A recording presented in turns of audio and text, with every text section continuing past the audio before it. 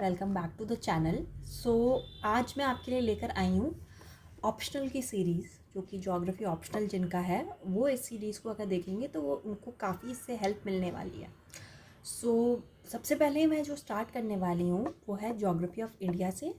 ठीक है, तो ज्योग्राफी ऑफ इंडिया में मैं जो स्टार्ट करूँगी तो उसमें आपको मैं सबसे पहले बताऊँगी कि जियोलॉजिकल हिस्ट्री ऑफ इंडिया क्या है। ठीक है, जियोलॉजिकल हिस्ट्री का मतलब क्या हुआ, बहुत सारे इवेंट्स हमारे इंडिया में हुए जो कि क्रिएट क्या करें, हमारी इन्वायरमेंट क्रिएट करें, और उससे क्या हमारा हुआ, हमारा सॉइल बनी, हमारे लैंड फॉर्म्स बने।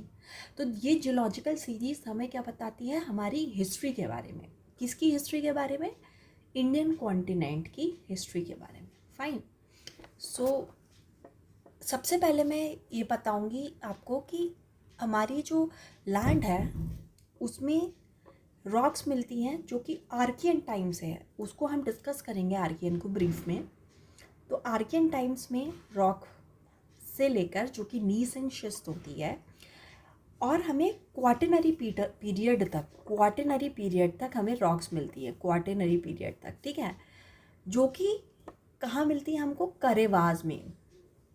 एंड करेवास कहाँ पर मिलते हैं हमको? JNK। These are the famous area और टूरिस्ट डेस्टिनेशन हैं। क्यों टूरिस्ट डेस्टिनेशन है? कि यहाँ पे जो सॉइल है उसमें adequate amount of silt, sand and clay है। इनका एक रेशो होता है जिसे हम कहते हैं आइडल सॉइल। आइडल सॉइल का एक रेशो होता है। ठीक है, तो उससे क्या होता है, वो इतना अच्छा सॉइल होता है कि वहाँ पे हम सैफरन की खेती करते हैं। यहाँ पे किसकी खेती होती है? सैफरन की। ठीक है, तो इसलिए ये इम्पॉर्टेंट हो जाते हैं हमारे लिए। नाउ जो आर्कियन टाइम्स है वो कैसे स्टार्ट हुआ बेसिकली, तो इसके बारे में हम पहले पढ़ते हैं कि आर्कियन टाइम कैसे स्टार्ट हुआ। तो सबसे पहले मैं आपको ले जाती हूँ कि मैप पे। देखो, आर्कियन टाइम की स्टार्टिंग हुई एक प्रोटो कॉन्टिनेंट से। हमारी जो प्रोटो कॉन्टिनेंट ऐसे दिखता था हमारा। ठीक है, this is our proto continent. ठीक है, अब प्रोटो कॉन्टिनेंट में 3 पार्ट्स अकर हुए। ठीक है, गॉड नोज अभी उसकी थ्योरी नहीं पता चली है कि रिवर्स का ओरिजिनेशन कैसे हुआ। ठीक है, जैसे कि अगर हम ये साइड दिखते हैं तो यहाँ नर्मदा है, नर्मदा से निकल रही है, इस तरफ से निकल रही है सोन, एंड देन इट्स दामोदर। तो ये जो 3 रिवर हैं ये ट्राई जंक्शंस बना लेती हैं। सोन और दामोदर के बीच का एरिया को कहते हैं सिंगमम। नर्मदा एंड दामोदर के बीच के एरिया को कहते हैं धारवाड़, एंड नर्मदा एंड सोन के रीजन को हम कहते हैं अरावलीज। देखिए, अगर क्वेश्चन आता है आर्कियन टाइम्स के रिलेटेड तो आप ये लिख कर आएंगे कि आर्कियन टाइम में कैसे इवोल्यूशन हुआ, आर्कियन टाइम का इवोल्यूशन कैसे हुआ। तो ये इंपॉर्टेंट डायग्राम आपके लिए हो जाता है। तो फिर आपको ये पता होना चाहिए कि ट्राई जंक्शन फॉर्मेशन के तीनों तरफ हमने क्या देखा? आर्कियन फॉर्मेशन देखा। ठीक है, और नेक्स्ट अगर हम बात करते हैं आर्कियन फॉर्मेशन की, तो ये प्री कैम्ब्रियन टाइम में आया था, प्री कैम्ब्रियन पीरियड में आया था। इसमें कोई लाइफ फॉर्म नहीं हुई थी, इस पीरियड में कोई लाइफ फॉर्म नहीं हुई थी हमारी। And it cover 2/3 of the peninsular India. 2/3 of peninsular India का मतलब हुआ ये जो नीस एंड जो शिस्ट, ये 2 तरीके की रॉक्स इसमें फाइंड आउट होती हैं, जो कि आज के टाइम में हम किस में देखते हैं? Central crystalline axis. ठीक है, क्रिस्टलाइन एक्सिस ऑफ हिमालयाज में देखते हैं। यही क्रिस्टलाइन एक्सिस का मतलब क्या होता है? Suppose this is a Himalaya, इसका जो कोर है, that the core of the Himalaya is made up of gneiss and schist, जो कि आर्कियन फॉर्मेशन है। तो आर्कियन फॉर्मेशन जो है वो सबसे ओल्डेस्ट फॉर्मेशन है। और ये जो हम पढ़ रहे हैं डिवीजन, वो किसके बेस्ड पे पढ़ रहे हैं? टी हॉलैंड्स के बेस्ड पे। T Holland was a great geographer जिन्होंने सर्वे किया इंडिया का और डिवाइड किया इंडिया को based upon the geological events और उसके स्ट्रक्चर पे। तो इसलिए ये हमारे लिए इम्पॉर्टेंट है, क्वेश्चन आएगा एंड PYQ में क्वेश्चन आया भी गया है कि जियोलॉजिकल सर्वे ऑफ इंडिया के अकॉर्डिंग इंडिया का जियोलॉजिकल टाइम स्केल पे आप डिवीजन करके बताइए उसकी लैंड फॉर्म्स को, तो ये इम्पॉर्टेंट हो जाता है। ठीक है, नेक्स्ट इम्पॉर्टेंट चीज़ है कि जो आर्कियन फॉर्मेशन थी वो 3 बेसिस पे इन्होंने डिवाइड करी, बंगाल नीश, बुंदेलखंड नीश एंड द नीलगाइट नीश। तो बुंदेलखंड नीश जो थी उसका जो रॉक था वो ग्रेनाइट था, वेरएज जो हमारी जो ये नीलगाइट नीश थी इसमें ferrous and non ferrous areas थे। देखिए ये डिवीजन जो है वो बेसिकली उस बेसिस पे है कि आप इजी टू रिमेंबर कर सकते हैं, मगर ये नीश जो थी वो एक जगह कंसंट्रेट नहीं थी, ये लॉन्ग स्ट्रेच में दूर दूर तक फैली हुई थी। तो आप नाम से कंफ्यूज नहीं होइएगा, ये तो सिर्फ बंगाल में नहीं है, ये तो उड़ीसा में भी पहुंच गई है, नहीं। ठीक है, नाउ इसका हम देख लेते हैं एरिया कवरेज को। तो नीलगाइट नीश जो थी वो फेरस और नॉन फेरस थी। ठीक है, और ये हमें यहाँ राजस्थान के एरिया में कुछ मिलेगी। तो आप देखेंगे राजस्थान में आपने देखा होगा कि यहाँ पे बहुत सारी कॉपर माइंस हैं, यहाँ पे सिल्वर माइंस हैं। तो फेरस नॉन फेरस यहाँ पे मैग्नीज माइका इन सब की माइंस आपको राजस्थान में देखने को मिलेगी। और नीलगाइट कहाँ मिलता है, कुछ साउथ के एरियाज़ में आपको मिलेगा नीलगाइट। बुंदेलखंड नीश, नॉट ओनली बुंदेलखंड, आपको मिलेगा यहाँ पे राजस्थान में देखने को मिलेगा, महाराष्ट्र कर्नाटका एंड थोड़ा तमिलनाडु आंध्रा के पास भी मिलेगा। नाउ बंगाल नीश जो है not only Bengal but Orissa में भी आपको मिलेगा, मतलब ईस्टर्न कोस्ट के स्ट्रेच में आपको ये मिलेगा। तो अगर क्वेश्चन आया कि आर्कियन फॉर्मेशन के बारे में हम बताइए, देखिए क्वेश्चन 10 मार्क्स से ज़्यादा का नहीं आएगा इसमें, तो आपको आर्कियन फॉर्मेशन के बारे में बताना है, उसके पीरियड के बारे में बताना है, उसकी कैरेक्टरिस्टिक फीचर के बारे में बताना है, जैसे कि उसमें कौन सी स्टोन्स थे, क्या उसका डिवीजन था, और आपको ये डायग्राम ड्रॉ करना पड़ेगा इसमें। ठीक है, और ये बताना है कि आर्कियन फॉर्म का प्रोटो कॉन्टिनेंट से क्या लेना देना है। और रॉक जो होंगी, रॉक जो है मतलब मैंने आपको पहले ही पढ़ाया है कि हिमालयाज़ की सेंट्रल एक्सिस बनाती है नीस एंड शिस्ट। नेक्स्ट इम्पॉर्टेंट जो पार्ट आता है वो धारवाड़ सिस्टम आता है। धारवाड़ सिस्टम मतलब प्रोटोजोइक फॉर्मेशन के बारे में, जो कि 2500 million year ago to 1800 million ago था। फर्स्ट मेटामॉर्फिसाइज्ड सेडिमेंट्री रॉक का काम, रॉक है यहाँ पे मेटामॉर्फिसाइज्ड सेडिमेंट्री रॉक मिलती है, हाईली मेटलीफेरस। मेटलीफेरस का मतलब क्या हुआ, यहाँ पे gold, silver, diamonds, different type of metallic minerals आपको मिलेंगे जो कि बहुत प्रेशियस स्टोन होते हैं, वो आपको धारवाड़ टाइम में मिलेंगी। तो धारवाड़ हमने कहाँ पढ़ा था, नर्मदा एंड सिंघभम के बीच में धारवाड़ एरिया था, मतलब आपका ऑलमोस्ट पेनिनसुलर एरिया।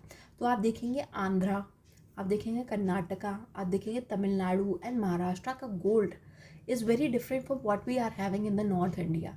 उनका गोल्ड का टेस्ट, उनके गोल्ड का कलर ही डिफरेंट होता है, बिकॉज वहाँ पे वो सॉइल ही है ऐसी कि वहाँ पे फॉर्मेशन हुआ है आपका गोल्ड सिल्वर का। ठीक है, नाउ इसमें भी डिफरेंट सीरीज़ थी, ये सीरीज़ को बस आप देख लीजिए क्योंकि ये पूछ तो ली जाती हैं एग्ज़ाम में, बट आई डोंट फील कि आपको इतना डिटेल में इसके जाने की ज़रूरत है।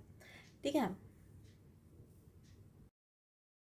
इसकी रिलेटेड इम्पॉर्टेंट जो सीरीज़ हैं वो है शिल्पी सीरीज, वो आपको यहाँ पे मिलेंगी somewhere between Gujarat and MP। Raialo series जो कि आपको दिल्ली में मिलेंगी। सकोली सीरीज़ आपको कहाँ मिलेंगी, समवेयर इन पन्ना रिजर्व और इन Madhya Pradesh. Iron ore series, कोंडोलाइट series आपको यहाँ देखने को मिलेंगी, इंपॉर्टेंट सीरीज़ है।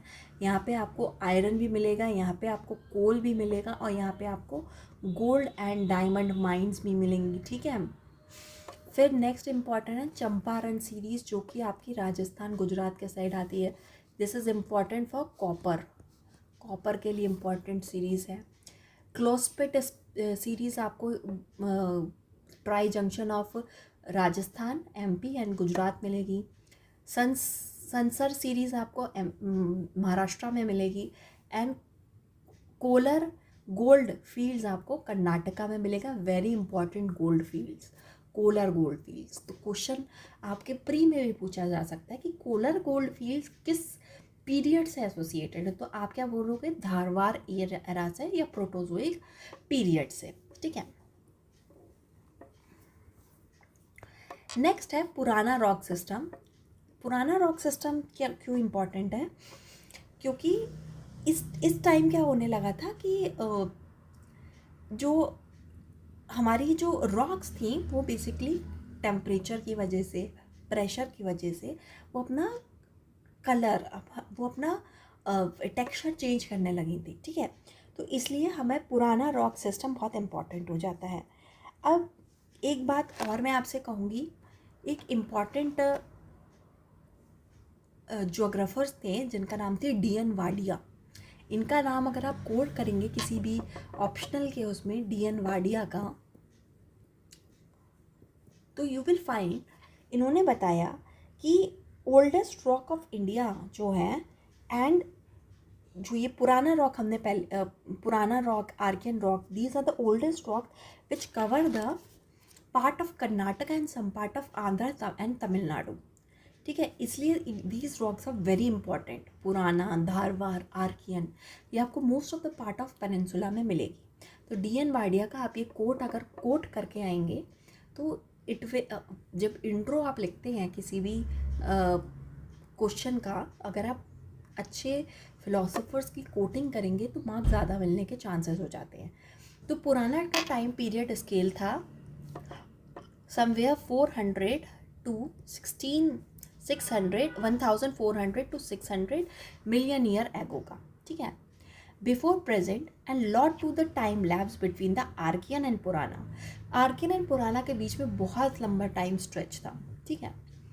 These are the sedimentary rocks, ये होती हैं सेडिमेंट्री रॉक्स थी, ठीक है, और the sedimentary metamorphic rocks and induce the scalar limestone etcetera. These are the result of erosion of Archean rock followed by lithification, and these are of the two types, Kadappan system and the Vindhyan system. Now the Kadappan system, which form the crescentic shape and largely occur in Kadapa region and Kurnool region of the Andhra Pradesh. These rocks, the Kadapa rocks, are mostly found in the Andhra Pradesh. These are the sedimentary metamorphic rock, rich in sandstone, shales and limestone. Inferior quality iron also present. Copper, nickel, marble, jasper and metallic contents are also present in the Kadappan system. Whereas Vindhyan rock system exists from the Rohtas in the Bihar to the Chittorgarh in the Rajasthan. Many areas are covered by the basaltic lava and they are also covered by the Chhattisgarh Mahanadi basin. So Vindhyan is basically over the longer stretch than the Kadappan region. So Vindhyan region are from the Chittorgarh, Rajasthan to the Bihar, Rohtas region, and sedimentary deposits are here. Inferior quality of iron and manganese at diamond mines of Panna and gold are the characteristic feature of the Vindhyan system. Now there are some of the important series associated with the Purana system, that are Pap Gani series in Andhra Pradesh, Bandra series, Bejwar series and Kaimur series. These are the whole presentation of how Purana system developed in India. Some part of Rajasthan, some part of Bihar, West Bengal, Orissa, Andhra, Karnataka, Tamil Nadu and Kerala. So these are the part of associated with the Purana rock system. After Purana time, the Peninsula Plateau has been largely stable, where the agent of denudations were active. So the Dravidian rocks are present in the Himalaya, but they are entirely missing from the peninsula, except the Vermia, where they lies under the Gondwana rock. Though the plateau was largely stable after the Purana type, but these were the evidences of the tectonic activity, example reactivation of faults that result in the rifting and subsidence. these activity from the coal deposits of the India. So after Purana time there was no tectonic activity or any movement in the plate of the India. So there was a stability formed in the Indian peninsula, but this has been said that there is maybe a reactivation of fault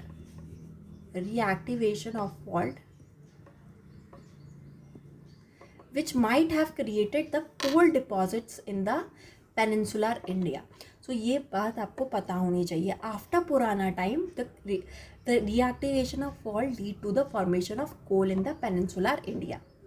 Now Paleozoic group is an important part जो कि Cambrian to Carboniferous period के बीच में था, जिसमें Dravidian era आता है, formed absence in the peninsular India. इसका absence है पेनिनसुलर इंडिया में, और वर्मा इन द रेवा, जो मैंने अभी आपको बताया.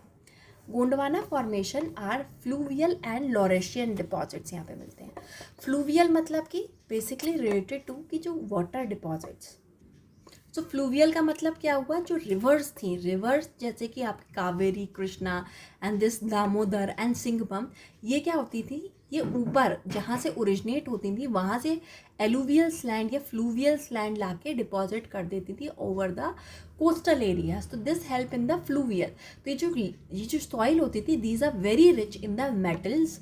नॉट ओनली मेटल्स, इनमें वैसे भी बहुत सारी न्यूट्रिएंट क्वालिटीज़ होती थी, जिस वजह से you can grow crops over it. और लॉरेस्ट्रियन रॉक्स होती थी यहाँ पे. ठीक है. Now the Gondwana rock was the first discovered in Andhra Pradesh. अब जो गोंडवाना फॉर्मेशन था सबसे पहले हमने कहाँ देखा, आंध्र प्रदेश में देखा. ठीक है. नाउ गोंडवाना सिस्टम किस एरा का है, मीसोजोइक एरा का है. From the upper Carboniferous period to Cenozoic area. Carboniferous से सीनोजोइक, ऊपर हमने पढ़ा था जो पेलियोजोइक ग्रुप था वो कैम्ब्रियन एज से कार्बोनिफेरस है. देखो ये तो मगअप करना पड़ेगा आपको, ये कौन सा फेस कहाँ है, ये तो आप बिना याद करे नहीं हो सकता. तो बार बार आप इसको चीज़ को याद करिए या फ्लो चार्ट के फॉर्म में बना लीजिए. तो Palaeozoic area is from Cambrian to Carboniferous and Mesozoic area is from upper Carboniferous to Cenozoic area or the Aryan age. अब इसमें क्या था, तालचेर, पंचशीत और दामोदा सीरीज इंपॉर्टेंट है, इसका पार्ट है. इस सीरीज़ को आपको बस देखना है, तो डिटेल में जाना नहीं है, और उनकी लोकेशन पता होनी चाहिए. ठीक है. Now these are having good quality of coal and iron, जो कि रानीगंज आपको कहाँ मिलता है, आपको मिलता है उड़ीसा में. तो तालचेर का है उड़ीसा में, Panchet is near by Orissa and Jharkhand, और Damuda series also near by to the Chhattisgarh and Orissa. तो ये एरिया किस लिए फेमस है, for the good quality of coal and iron, और यही एरिया से हमें कोल और आयरन हाई क्वांटिटी में मिलता है. तो गोंडवाना का सबसे पहले हमें कहाँ मिली सिस्टम, आंध्र प्रदेश में, and they are named as Gondwana. Gondwana क्यों बोला जाता है इनको, बिकॉज वहाँ पे जो ट्राइब्स रहते थे वो गोंड थे, गोंड ट्राइब्स रहते थे, इसलिए इसे गोंडवाना कह दिया गया. Now the Gondwana rocks are porous in nature. ये जो रॉक्स होती थी ये पोरस होती थी. पोरस रॉक्स होने की वजह से इनकी कैरेक्टरिस्टिक फीचर क्या हो गई कि जो वाटर या गैसेस नियर बाई उस रॉक में परकुलेट कर जाती थी. तो ये रॉक्स जो थी परकुलेशन की वजह से, इजीली परकुलेशन की वजह से ये ग्राउंड वाटर रिच रॉक्स हुआ करती थी. ठीक है. तो इनको एक्चुअल में नेचुरल एक्वाफर्स भी बोला जाता है, नेचुरल एक्वाफर्स. ठीक है. सो अराउंड 180 मिलियन ईयर्स ये मेरीन वाटर जो था इस एरिया में एंटर कर जाता है. Suppose this is the peninsular India. हमारी मे बी टेक्टोनिक एक्टिविटीज़ पुराना टाइम से स्टार्ट हो गई थी, रीएक्टिवेशन ऑफ वॉल्ट. तो मे बी ओशन का पानी यहाँ घुस गया, और यहाँ जो हमारी रॉक्स थी मीसोजोइक एरा की गोंडवाना रॉक्स थी वो पोरस थी, उसमें ये पानी घुस जाता है. और ये पानी घुसने की वजह से क्या होती है, इसमें जो भी वाटर के अंदर जो भी ऑर्गेनिजम्स रह रहे थे वो जाके दब जाते हैं, और वहाँ पे क्या बना लेते हैं, कोल सेडिमेंट्स आपके देखने को मिलते हैं on both east and west. तो ईस्ट एंड वेस्ट का मतलब क्या हुआ, some part of Rajasthan and some part of Andhra आपको गोंडवाना रॉक्स देखने को मिलेंगी। फाइन, ये आप देख सकते हैं, मैंने एक इसका डायग्राम बना रखा है। सो आपको गोंडवाना रॉक्स यहाँ पे मिलेंगी सोन दामोदर कोल के रीजन में, आपको थोड़ी यहाँ पे वेस्ट बंगाल, बिहार, नर्मदा वैली के पास में, आंध्रा एंड तेलंगाना, गोदावरी वैली के पास में, एंड सम पार्ट ऑफ आपको मिलेगा यहाँ पे देखने को तमिलनाडु के, यहाँ पे लिग्नाइट कोल मिलता है आपको, ठीक है। Gondwana rocks are porous and in nature and 1800 million year ago बनी थी, मैंने अभी आपको बताया। And these provide the oolitic limestone.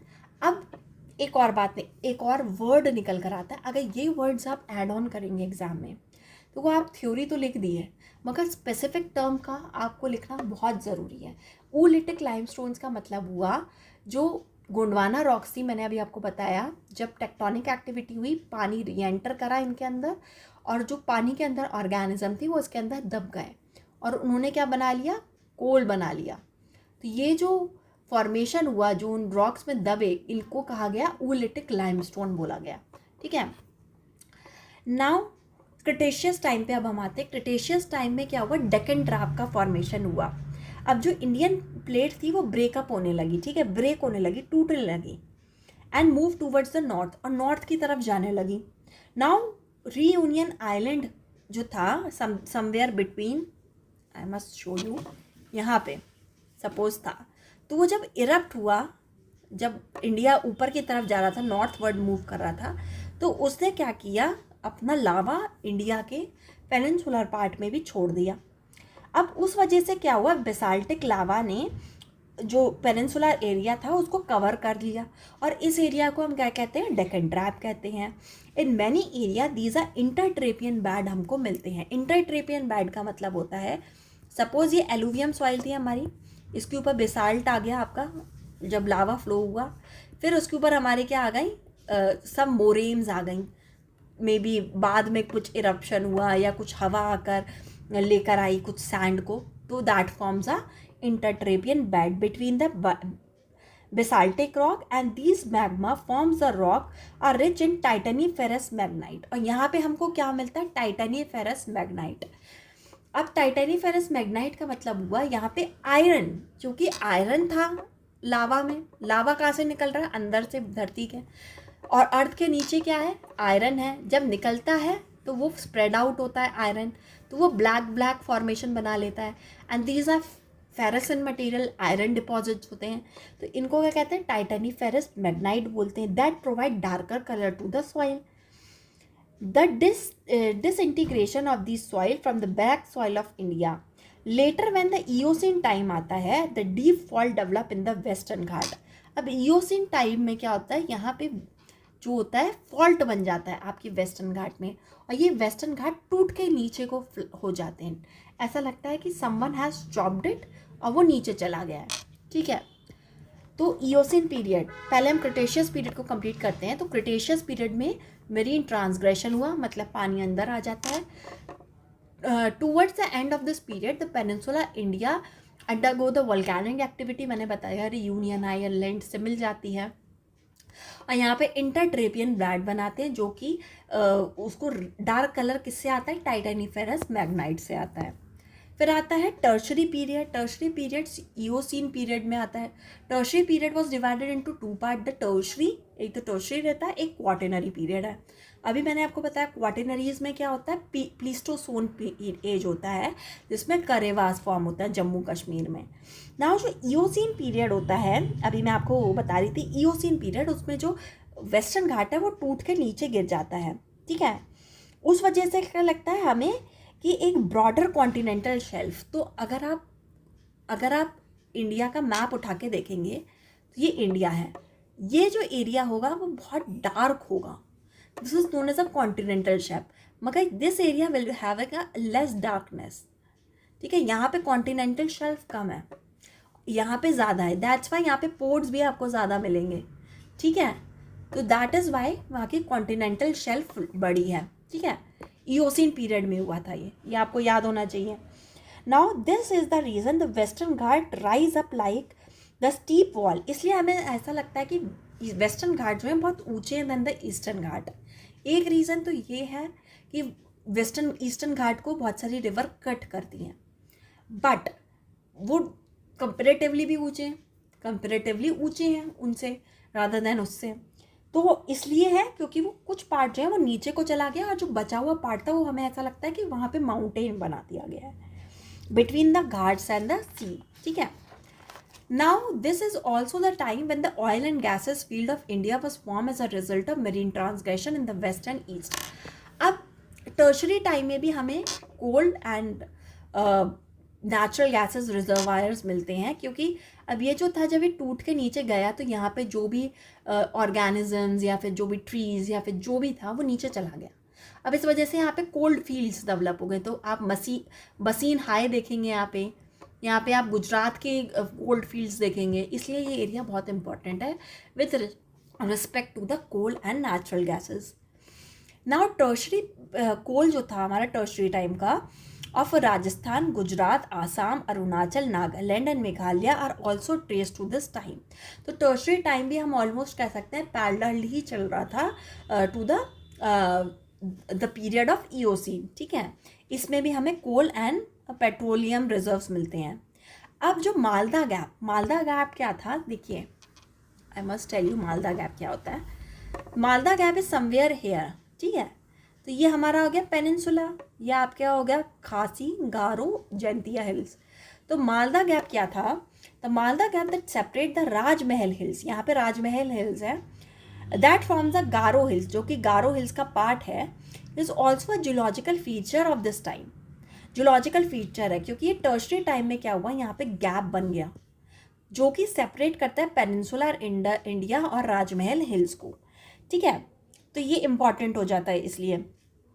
तो यहाँ पे भी आपको बहुत सारे डिपॉजिट्स मिलेंगे, यहाँ पे ये गारो हिल्स और इसके पास में आपको डिपॉजिट्स मिलेंगे, टीपम सैंडस्टोन्स, एंड यहाँ पे आपको काफ़ी सारे पेट्रोलियम्स मिलेंगे, पेट्रोलियम रिजर्व्स मिलेंगे। तो इसलिए ये इम्पॉर्टेंट हो जाता है। नाउ इससे हम ये जियोलॉजिकल टाइम स्केल को अपना कंप्लीट कर लेते हैं। अब मैंने आपको जितना भी पढ़ाया जियोलॉजिकल टाइम स्केल, आप इसको रिपीट करके अपने हाथ से उसको लिख लीजिए एक बार, जो भी इम्पॉर्टेंट पॉइंट्स मैंने आपको बोले। So with this we completed our first series of geography optional, and I hope इससे आपको समझ में आया होगा कि क्वेश्चन को कैसे लिखना है। देखिए 10 मार्क्स से ज़्यादा का क्वेश्चन नहीं आएगा इसमें, बट आपको 10 मार्क्स के लिए भी फाइट आउट करना चाहिए, क्योंकि 1 marks is also important in UPSC. तो थैंक यू वेरी मच, आप इस सीरीज़ को कंटिन्यू रखिए, एंड आई होप मैं नेक्स्ट एपिसोड भी इसका लेकर आऊँगी जिसमें हम बात करेंगे फिजियोग्राफी ऑफ इंडिया के बारे में। वो थोड़ा लेंथी चैप्टर है, but we will complete it with very interesting way. Okay, thank you very much. Please do like, subscribe and comment, तो मुझे और ज़्यादा हैप्पीनेस मिलेगी कि कोई मुझे लाइक कर रहा है, कोई इस सीरीज़ को पसंद कर रहा है। So thank you.